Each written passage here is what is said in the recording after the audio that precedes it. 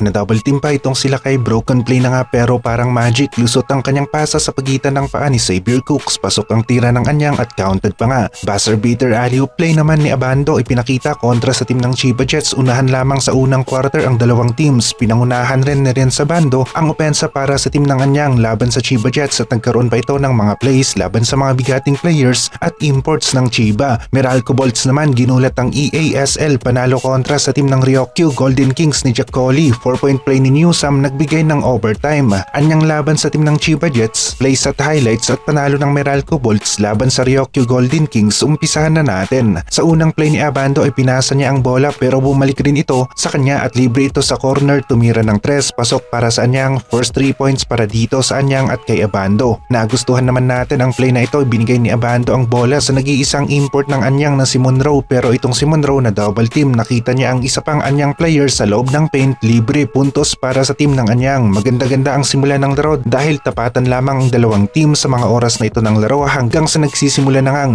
magpakawala ang Chiba Jets ng 3 kagaya ng sa play na ito at maganda ang kanilang accuracy tapos mas marami pa silang pinakawalan sa 3-point area. Sa next play naman ni Abando nakapasok sa loob ng paint na double team pero nakita na merong isang kakampi sa loob rin ng paint na gawan ng paraan. Pinasa ang bola sa pagitan ng mga paa ni Xavier Cooks. Parang magic lumusot ang pasa, naging counted basket pa para sa team ng anyang. 16-15 ang score natin sa first quarter, 2 minutes na titirang oras ng laro. Sa replay nga ay broken play na nga pero naging highlights pa para sa team ng anyang. Sumunod na play sumenyas si Abando para sa isang alley-oop na libre, pasok ang tira, buzzer beater pa nga para dito kay Abando at sa anyang. Score sa first quarter 21-22, isang puntos lamang ang lamang ng Chiba Jets. Tumira naman ng 3 itong si Mooney, pasok agad yan para sa team ng Chiba sa second quarter. Abando play naman merong screen, sinusukat ang depensa, merong space sa loob ng paint, umatake sila kay laban dito kay Xavier Cooks. Pasok ang kanyang layup, 28-25 score natin sa mga oras na ito ng laro. Mabilis ang opensa ni Abando kontra dito kay Cooks at naiwan siya sa play laban kay Abando. Sa sumunod naman na play, maganda ang depensa nila kay Butata, inabot ng player ng Chiba Jets. Abando maganda-ganda rin ang depensa sa play na ito. Heto na nga at umaarangkada na ang 3 ng Chiba Jets at ito talaga ang dahilan kung bakit rin sila nakalayo sa score at meron